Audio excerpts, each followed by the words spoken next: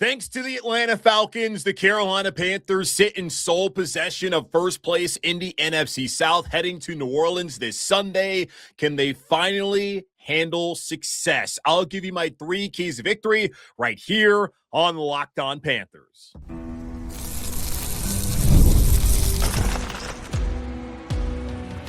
You are Locked On Panthers, your daily Carolina Panthers podcast. Part of the Locked On Podcast Network, your team every day. Welcome into another edition of the Locked On Panthers podcast, a part of the Locked On Podcast Network. I'm your host, as always, Julian Council, talking Carolina Panthers with you every Monday, Tuesday, Wednesday, Thursday, and yes, of course, Friday, your team every day. That's our motto here on the Locked On Podcast Network. Thanks for watching the show right here on YouTube and listening wherever you listen to your favorite podcast. We are back here on yet another Friday for the second time, as I went live right before midnight Eastern time on Thursday night, reacting to the fact that the Panthers are sitting in sole possession of first place in the NFC South for the first time in a decade, since the 2015 season, where they went 15-1 all the way to the Super Bowl, which you're not going to talk about what happened there in Santa Clara on that Sunday evening. But still, man, it's been a decade since the Panthers have sat in this spot, and really longer than that, since they've been in a spot where if you win the next 2 weeks, seem like you're actually in a division race. 2015, they ran away with the division. We know that. Like, there was never any sort of debate of who was going to win that once Carolina had gone on the road and won in Seattle. It was very clear, okay, this Panthers team is serious. Ain't nobody else in the NFC South going to catch up to them. So maybe you got it back to 2014 after they started off 3-8-1, then won their final 4 games to end up winning the division, even won the wild card game against Arizona before falling on the road against the Seahawks. Maybe that's the last time there truly was an actual division race the Panthers were in at this point in time in the season. And yes, 3 years ago in 2022, it just popped up late that they were still in it, as Tampa was playing with their food in Tom Brady's final season as the Bucs starting quarterback. But here we sit in full possession. The Panthers are sole possession. The Panthers are of first place in the NFC South heading into this game on Sunday against the Saints. And all they need is a win against New Orleans and a win next week, and that is it. But there are still other playoff scenarios to go over, and we'll do that later on the show. Jaycee Horn cleared concussion protocol on Friday. We spoke to him after practice as well, go over the injury report and where things stand with Carolina. But let's start up this Friday, as we start up every Friday, where there's a game, and that's with my 3 keys to victory. Key number 1. You got to run the ball effectively, just like you did last time out against the Rams, which was the first time that we saw both Chuba and Rico be a dynamic backfield together. Chuba Hubbard, 17 attempts, 83 yards, 4.9 yards per attempt. Also had 2 receptions, including a touchdown reception at 41 yards. Rico Dowdle, 18 attempts, 58 yards, 3.2 yards per attempt, 2 receptions in 21 yards. Combined 35 rushing attempts, 141 yards, 4 yards per attempt, 4 receptions, 62 yards, and a touchdown. That's what it's supposed to look like. Now, obviously, you would like for Rico to look a little bit more dynamic than he did in that game. And I'm thinking that possibly the bye week was nice for him. He had been the bell cow. And then the last time out against New Orleans, they went out there, they stopped them. The Panthers didn't really run the ball well in that win the next week against Atlanta. They didn't need to, because Bryce Young threw for 448 yards, a franchise record. But then against the 49ers on Monday, 9 rushes combined for Rico and for Chuba for 54 yards. Not good enough. And Dave Canales admitted it, and he went out there and took care of it the next Sunday, as on that opening drive, 6 carries for both Chuba and Rico on the opening drive after only 9 on Monday night in that loss against the 49ers. So they are finally at the point where you got both these guys healthy. They should be rested coming off the bye, to where you can actually rotate them in a sensical way, which they did in that last game against the Rams, and have success on the ground moving forward with that 2-headed attack, which is something we all thought was a possibility when Rico Dowdle signed here back in March. Now, looking back at that game in week 10 against the Saints, where the Saints said, you're not going to beat us on the ground after Rico Dowdle had been spectacular over those 4 weeks prior against the Dolphins, against the Cowboys, against the Jets, and not so much against the Bills, but then at Green Bay in that win, he was also great in that game. The Panthers had 23 rushing attempts for 73 yards, good for 3.2 yards per attempt in that loss against New Orleans. They had a minus 0.15 EPA per rush. That was tied with Arizona for the second worst output of the season. The next week, actually against Atlanta, they were a negative 0.20 EPA per rush in that overtime win against Falcons, which it didn't matter because all they needed was to throw the ball, as Bryce was awesome in that game. They also had their third worst rushing success rate at 26.1%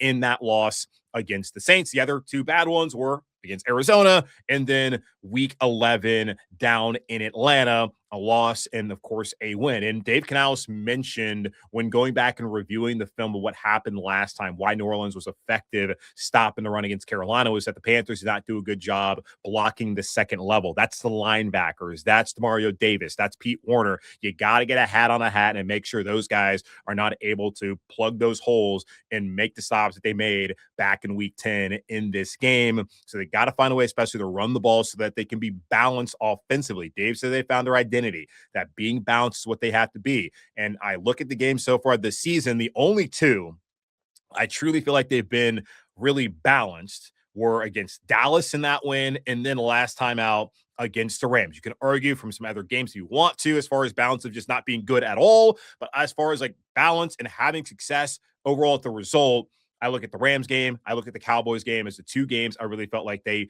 reached that balance offensively, but that's the identity that they want to have and believe that they have found. So let's see if they can run the ball and be able to open up everything else offensively on Sunday down in New Orleans. Key number 2, limit explosive plays. The Saints in that game in week 10 had a 17.9 explosive pass play percentage, which is the second best for an opponent this season against Carolina. Drake May in New England back in week 4 had explosive plays on 33.3% of their pass attempts in that game. Now you look at it sitting here in week 15, Drake May is the MVP favorite according to FanDuel. Tyler Shuck certainly is not. He's coming off of a really good game against Tampa on the road, and he obviously has improved each and every week since making his first start against the Rams and then that second start on the road beating Carolina. But you cannot give up those explosives, especially through the air. There was only 2 on the ground that Sunday for New Orleans against Carolina, but they had 5, New Orleans did, explosive pass plays in that game. And that's something that's happened 4 times this season for Carolina, where they've given up 5 explosive pass plays. That was against Atlanta back in week 3, which they won that game 30-0. That was at Green Bay, where they won that game. And then the losses at home against the Saints and on the road against the Patriots. So 2-2 in games where they give up at least 5 explosive pass plays. And you look at those 5, it was 3 plays in that game that killed them.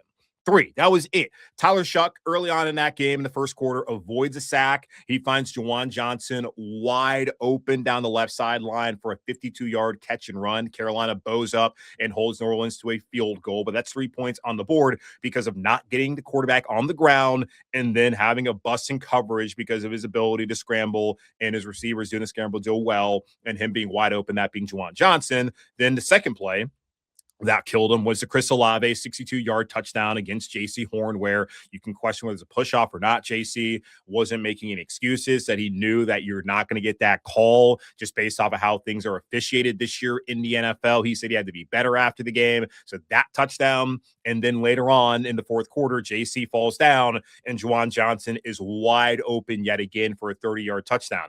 Those plays resulted into 17 points for New Orleans. How many points did New Orleans score in that game? 17. It was 3 plays that beat you. That was it. Now, yes, offensively, you got to be better, which goes to running the ball and finding that offensive balance based off of being able to run the ball, unlike you were in week 10 in the loss against New Orleans. But it also goes to what happened defensively, where 3 plays. That was it. Wasn't like the Saints had a ton of success throughout the day. It wasn't like they were going up and down the field against Carolina. They punted plenty. It was 3 plays that cost them that Sunday. So limit the explosive pass plays in particular, and you should win this game. And then number 3, maintain focus. I went to every press availability this week. I was there on Monday, I was there on Wednesday, Thursday, and even on Friday, in the same energy. On Monday, it was the same energy that we got on Friday. The message throughout the week has just been about everybody being focused on what they have to do, focusing on New Orleans, focusing on being 1-0 every single week. On Monday, Austin Corbett talked about a mature energy there at practice and in the locker room. Christian Roseboom said that each week is its own entity, and that's the way that they're looking at it. Jalen Coker said, yes, excitement is through the roof, but it's the NFL.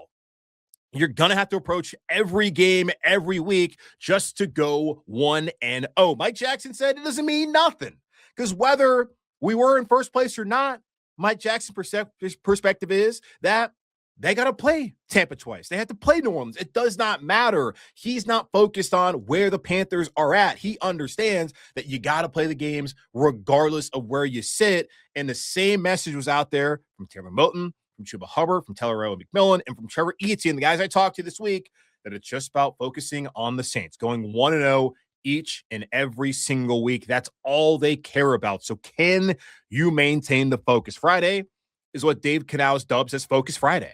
And he was focused. Hell, Dave told us that he didn't even watch the game he watched the game, but he didn't finish watching the game on Thursday night. He went to sleep at halftime because he looked at it as like, man, this game's on too late. I got to get up. I got to go to work. I got to stay in my routine. I'm focused on what we're doing. I'm not being emotional like I was on Sunday on my day off and cheering and standing up and rooting for New Orleans to get the job done down in Tampa. He just watched it, and it's like, all right, it's late. It's 10:15. I got to go to bed, which is like, I'm thinking like, you don't have any anxiety at all. Like, you can just go to bed like that. You're not even thinking about it. And that, I suppose, is the kind of mentality that you want your head coach to have, and then see it permeate throughout the rest of the locker room and this team, as we have seen and heard so far this week. Now, will that happen on Sunday? If it does, and they maintain their focus, they should win this game. So maintain your focus, limit explosive pass plays, and find success once again in the run, and be able to have balance offensively. Those are my 3 keys. Victory for the Panthers heading into Sunday against New Orleans Saints. The Panthers have a clean bill of health, 0 injury designations for this game. We'll talk about that here in just a moment on Locked On Panthers. Guys, it's 2025, almost 2026, and those days of waiting for something to become a full-blown emergency before you see a doctor, they're over. No more walking it off for 6 months. No more pretending that weird shoulder stiffness is just sleeping wrong. It's time to take your health seriously, and ZocDoc makes that easier than ever, because staying healthy is more than hitting the gym or eating right. It's about actually getting things checked out when something feels off. Using ZocDoc makes scheduling easier. Search for in-network doctors and book right in the app. Real appointment times are listed, including same-day visits. The app is quick, clean, and honestly removes all the stress of finding the right doctor. So stop putting off your doctor's appointments and get the care you need. Go to ZocDoc.com/LockedOnNFL to find and instantly book a top-rated doctor today. That's ZocDoc.com/LockedOnNFL. ZocDoc.com/LockedOnNFL. Car shopping should feel exciting, not confusing. And with Car Gurus, you get the confidence you deserve. They cut through all the noise so you can actually see the best deals on the cars you want, because when it comes to a big purchase, you deserve the best deal. And Car Gurus makes that whole process simple by giving you real information, real deal ratings, and more listings than anyone else, so you can shop the way you want. Use Car Gurus deal ratings to compare cars quickly without having to guess whether the price is fair. You'll love being able to filter by everything: mileage, trim, features, so you're only seeing cars that actually fit what you need. Car Gurus connects you with trusted dealerships for a transparent and hassle-free buying process. With over 4 million listings, the most of any major online automotive marketplace, you'll always find the best deals. Shop the way you want with the tools, data, and unbiased deal ratings that make it easy. Buy or sell your next car today at CarGurus.com. That's CarGurus.com. CarGurus.com. here on Locked on Panthers and told you about this a couple times this week, man. Really, just a thank you for making Locked on Panthers your first listen of the day. And thank you for making the Locked on Podcast Network the number one sports podcast network in the world. You already live your team every day. Now take it up a level and go ad-free. Join the club today and get Locked on Panthers with no interruptions, members-only Discord access, and more, all just for $5 a month or $50 a year. Go to lockedonpanthers.supercast.com or check the link in the show notes to learn more. The Carolina Panthers, heading into their Week 15 matchup against the New Orleans Saints, have a clean bill of health. Now, for the guys who are active, Robert Hunt, he's still on IR. Update on him momentarily. Chandler Zavala, he's on IR. Brady Christensen, done for the season. Aside, David Moore as well, not done for the season, but on IR. Aside from the guys who are on injured reserve, the guys who are on the active 53-man roster, they're all good to go. No injury designations for anybody, which I think is the first time this season. And for it to happen in Week 15, like, the NFL is a war of attrition, y'all. We have seen with Tampa, who is just in free fall mode. They've had plenty of injuries. They got Mike Evans back on Thursday. He was good. Wasn't enough for them to win that game. We have seen it across the board of plenty of teams that have had key players in and out of the lineup all season long. And for Carolina to get a late bye in Week 14, to be able to survive it to that point, and then to come out of it with everybody who could be good to go, being good to go, you'll love to see it. Now, Jaycee Horn obviously is the biggest of those names as he cleared concussion protocol on Friday, and not a surprise at all. He missed that game against the Rams after suffering a concussion, which he said it happened, as far as the contact to his head, happened in the first quarter when he took a knee to the helmet, but then he was good to go. It took until around the 2-minute mark of the second quarter, right before halftime, to when he started to feel those concussion symptoms, which is what was reported by Lisa Salters on that Monday Night Football broadcast, and later relayed to us by Panthers head coach Dave Canales after the game. So Jaycee is good to go. He had that interception, the second one, on Brock Purdy, while concussed. So just telling you how much of a dog this dude is. He did watch the game, if you're asking or wondering. He did watch the game on Thursday night. He was excited that Zane Gonzalez, his old teammate, was the one who got that game-winning kick. I asked him, did you send him a little thank you text? He said, nah. He laughed. He said he's still the ops. And I should have followed up and said, well, you already beat him. You guys are already 2-0 against him. You're not going to see him the rest of the year. You could maybe reach out, but he's focused, which is one of the keys. Maintain focus. That's what I put out there as one of the 3 keys of victory leading into Sunday, or on Sunday as well, for the Panthers this week. So, yeah, Jaycee, good to go, which is important. The Panthers have kind of returned Thieves Avenue over the last couple of weeks. 3 interceptions against the Niners, 2 interceptions, including a pick 6 by Mike Jackson in that game against the Rams. 5 picks last 2 weeks for the Panthers. Would love to see them get some more here, as Jaycee has 5 on the season after only having 5 in the first 4 years of his career as a Panther. Linebacker health, that has been a concern over really the last month and a half, as Christian Roseboom, Claude Sherrillis, and Trevor Wallace have all been dealing with issues. Now, Claude Sherrillis, like Jaycee Horn, cleared concussion protocol on Friday. He is good to go for the game on Sunday. Christian Roseboom, who missed the game against the Rams, he is back after missing that game, and he also had a hip and hamstring injury that caused him to miss out against San Francisco and against the Rams. So he missed the last 2 games. So he's good to go. And then, of course, Trevor Wallace, he will also be out there. So it'll be Wallace and Roseboom starting, while Sherrillis will be back in his special teams in number 3 linebacker role. Cade Mays, he is also back after missing the past 2 games with his own injury. He had an ankle injury that popped up right before they made the trip to San Francisco. It happened, I think, on like that Thursday, or rather the Friday. Then that Saturday, Dave Canales talked to the media and it's like, Cade's not going to be able to go. So Cade did not play on that Monday night game, did not play the following Sunday against the Rams. So he is good to go on Sunday, which means you're going to have a starting lineup of Ike Ekwonu at left tackle, Damian Lewis at left guard, Cade Mays at center, which Dave reaffirmed this week that Cade Mays is the starting center. I know I had somebody ask me when Cade came back, how that would work out. Would Dave ride with the hot hand as far as the offensive line? There had been some interesting decisions made earlier this season against Atlanta where it was Chandler Zavala, not Austin Corbett, getting the start at right guard, which I didn't think was the right one. Bryce gets injured in that game, in large part because Chandler Zavala misses assignment on that play. I don't know. That's what they decided to do. Did not really make a lot of sense to me, but we're moving on. So Icky, D-Lou, got Cade Mays, Austin Corbett, then, of course, Tevin Moton there at right tackle. That is actually the same starting offensive line combination that was used in the Week 10 loss against New Orleans. And I have to imagine, even though I asked JC, hey, you told us after the game against New Orleans where you had given up those two big plays and you fall, it happens. Maybe it's a push-off.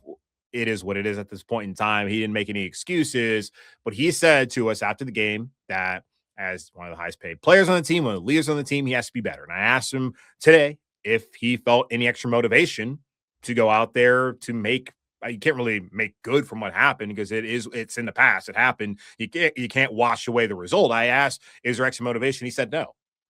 And I wonder the same thing for the offensive line, and maybe they would say no now that this is the same group that was out there Week 10. When I listened to Dave Canales talk about on Wednesday that they did not do a good job of getting to the second level and blocking the Saints linebackers. Are you guys now as a unit really together trying to play better than you did? I obviously want to play better, but are you having even more of a point to prove that this is a better unit? And this is going to be the unit you have moving forward until Rob Hunt's back, of course. Are you guys trying to go out there and show that, okay, Week 10, that was Week 10, we are better than that? I don't know, but it is interesting that this is the same group that they had in that Week 10 loss when they were struggling to run the ball against a New Orleans Saints team that clearly wanted to stop Rico Dowdle and wanted to put the game on Bryce Young's right arm. Rob Hunt was back out there on Friday running around. He still has that brace on his arm as he has the torn biceps, and he's still trying to get back. Now, I asked Dave, after looking at him for another week, where are you at there? And he said they'll have an update on Wednesday, but they were not able to open up the practice window this week. Doesn't sound like it's going to be next week either. And the good thing is, if they are able to take care of business this Sunday and next, and they win the division, they will be the 4th seed in all likelihood. I don't think there's many scenarios where they can be anything above that. So they would not need to play their starters. Now, I don't think that they would completely pack it in, at least for the Seahawks game. I think maybe the game against Tampa, maybe they would do that if in that scenario. But Rob Hunt, he's got time to get healthy here. We'll see. And I'm still just surprised that we're even having the conversation. We have seen in the past when guys tear their biceps, like Brady Christensen a couple of years ago in Week 1 in Atlanta, like you don't see them the rest of the year. It's typically not a death sentence in a way as far as your career, but for your season, yeah, you're done.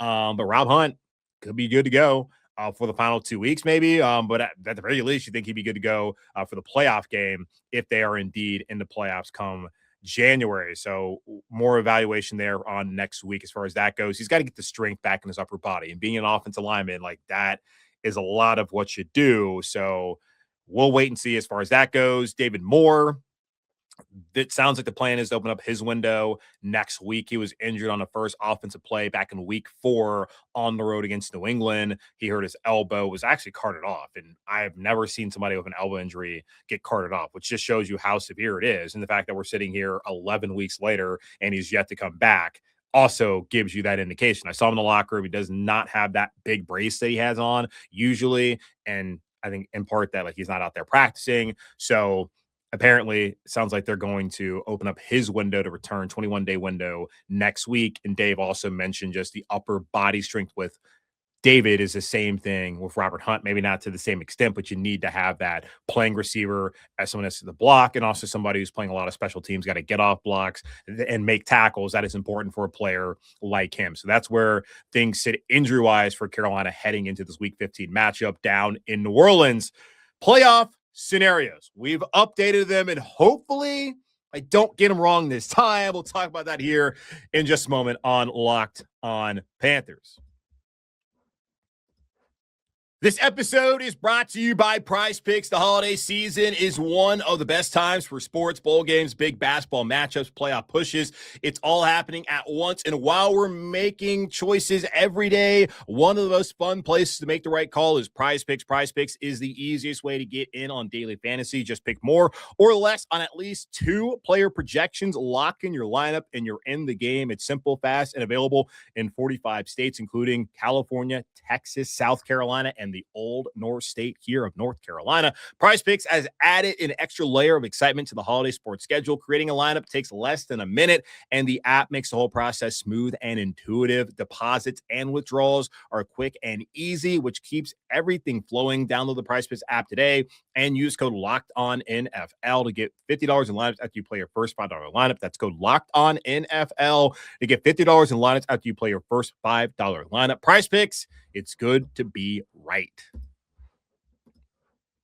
I've got some updated NFC South and just NFC playoff scenarios for y'all when looking at the Carolina Panthers. And let's hope I get this right. I have just been like scrambling my mind, my brain to make sure I'm not missing anything, make sure I'm getting all these scenarios correct. This has been kind of a rough week. There's one thing I hate to do on this show, and that's get things factually incorrect. Opinions, that's one thing. I'm going to be wrong about plenty of things as far as just my thoughts on the Panthers. I'll be right about things as well, but, going to be wrong, obviously. I hate getting things wrong, and I left out the Rams on the Monday episode when talking about the common opponent tiebreaker between Carolina and Tampa. Then when discussing the 2020 draft night show that I did with John Ellis and with Eugene Robinson, Nick Carboni on WCNC, I mentioned Eugene talking about wanting Micah Parsons. I guess Michael wasn't even in that draft class, so got that one wrong. And then last night, in just my haze, as I was going to go to sleep, but then Tampa lost. I was like, well, damn, I got to go live. I can't just wait because this show you're not getting until like 4 o'clock on Friday. So I didn't want to leave y'all hanging this long, and looking at it have like 12,000 views already on YouTube. So thank you to everybody who's watched it, and plenty of downloads. This has been the busiest Friday of the season thus far. Just the excitement with Carolina being tied. I said that would be the Panthers' first win streak of the season if they beat the Rams. And of course they beat New Orleans on Sunday, which is not true because they won 3 straight games against Miami, Dallas, and the Jets. And I forgot, because you look at it, it's basically since week 3 been win, loss for the most part, except for that 3-week stretch. So my bad, y'all, on things I got wrong. And there's a lot of new people who are watching and listening to the show. I am an idiot. Yes, I am dumb. I understand that. But I've tried to not always show it every single time I sit here behind this camera and behind this microphone. So my bad to all the everydayers, the longtime listeners, and also my bad to whoever's new. So this is me speaking as your humble host. All right, looking at the playoff scenarios for the Panthers, quite simply, a win on Sunday and a win next Sunday.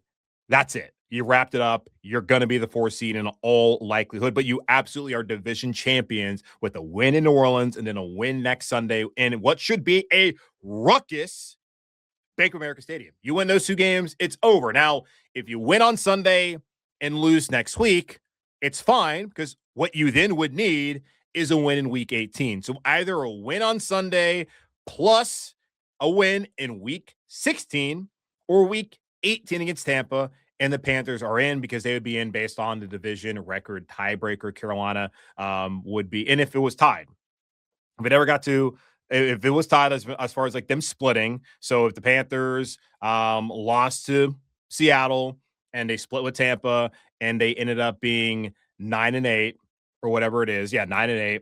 And then Tampa, they also ended up being 9-8, which would happen if they are able to go out and beat Miami and beat Carolina one time, and then they lose one game to Carolina. So they're sitting right now.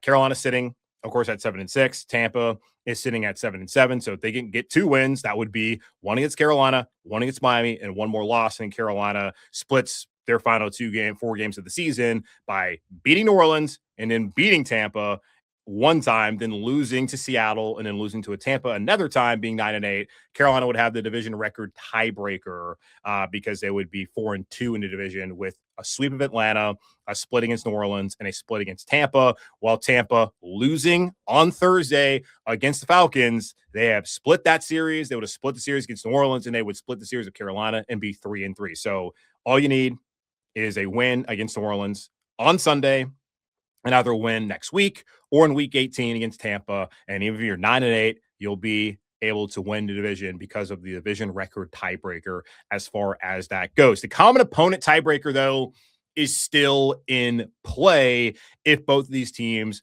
finish off 9-8. So how we would get there is if Carolina were to lose New Orleans on Sunday, beat Tampa the next week, beat Seattle, then lose to Tampa, say in week 18, they would be 9-8 overall and then 3-3 in the division. They would have the sweep against Atlanta to give them 2 wins. They would be swept by New Orleans, and they would have split with Tampa Bay. So 3-3 that way. Then for Tampa, they would have a loss against Carolina, say next week, then a win against Miami and a win against Carolina. That would put them also at 9-8, as well as they would have the split against Atlanta, the split against New Orleans, and then the split against Carolina. So both those teams at 9-8, 3-3 in the division. It would go to the common opponent tiebreaker, which again, Carolina has the win against the Jets. So does Tampa. So both of those teams, they have a 4th win against common opponents there.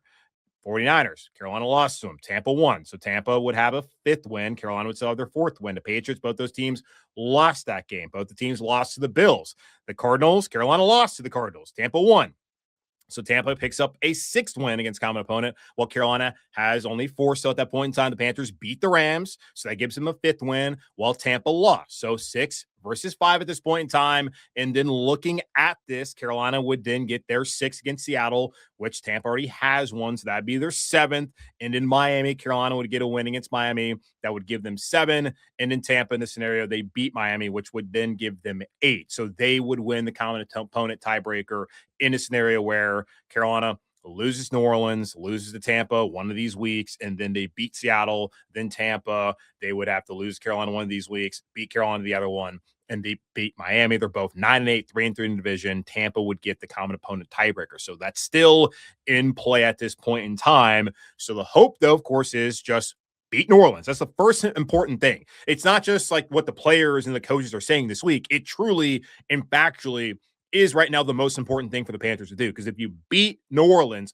all you need is a win either next Sunday or the final Sunday of the season, and you're in as division champs. Like, that's all you really need. You lose to New Orleans, then you open up the possibilities of being both 9-8 if you split, and if you beat Seattle and they beat Miami, and then you losing the common opponent tiebreaker. So I cannot stress again just how important it is that the Panthers take care of business in the division by winning this Sunday. Now, looking at the wild card, that's done by all intents and purposes. You look at it, the Panthers are 10-7. They're division champs. There's no way that both these teams can be 10-7 anymore. Tampa, if they get to 10-7, they win their final 3 games. That would mean the Panthers at best are 9-8, and you're not getting into the NFC playoffs as a wild card at 9-8 this season. If they were both, again, 9-8, with Tampa sweeping Carolina and with a loss to Miami, then that would give the head-to-head, and then Carolina at 9-8 in that scenario still isn't getting in. So, yeah, like Tampa sitting right now at 7-7. They beat Carolina both times. They lose Miami. It don't really matter, because then they have the head-to-head against Carolina at 9-8. And if Carolina were to beat New Orleans and then beat Seattle and have lost those 2 games, again, the head-to-head, that would go to Tampa Bay. So wild card, that is something that's also out the door at this point in time. But overall, just final thing I'm going to say before Sunday, these guys have said all the right things all week long about being focused, about being mature, about just taking it one game at a time. The only thing that matters is New Orleans. And I just demonstrated to y'all, looking at scenarios, how much truth is in that. That's what they're focused on. So we'll see if they can carry that over and win on Sunday. If they don't, I don't really know what to tell y'all, because I've heard everything that I've needed to hear.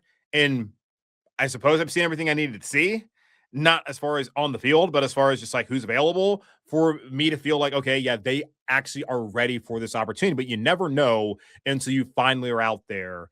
And when the clock starts, you have no idea if you're truly prepared. So we'll see if they can get it done. I'd be very interested if they are able to beat the Saints and then they lose to Tampa, how they would respond against Seattle and then against Tampa in the final 2 weeks. Of course, if they take care of business against New Orleans, which is first and foremost the most important thing, and they lose that game against Tampa, they wouldn't even need to beat Seattle. They would just need that last game on the road against the Buccaneers. I don't want that to be necessarily the situation that plays out. I would love for them just to win this week, win next week, have two quote unquote meaningless games. The fun part of it would be, in a way, if it does come down to that final game against Tampa in week 18 on Sunday night. I would also love that, but you would rather not be there, especially if it comes down to the Panthers went out there and they beat New Orleans and then they had a chance at home after all the heartache, all of the suffering, to then lose in that spot. You would hate for that to be what happens, and then the clinching on the road. You would want it to be at home, of course, but we'll see if they are ready to handle success on Sunday as they travel down to New Orleans. But that's going to wrap up this edition of the Locked On Panthers podcast, part of the Locked On Podcast Network, hosted by yours truly, Julian Council. Again, y'all subscribe, follow the show free over on YouTube or wherever you listen to your favorite podcast. And be sure to follow me, Julian Council, over on Twitter and Blue Sky at Julian Council, where next Wednesday, the weekly Wednesday mailbag is back here on the show.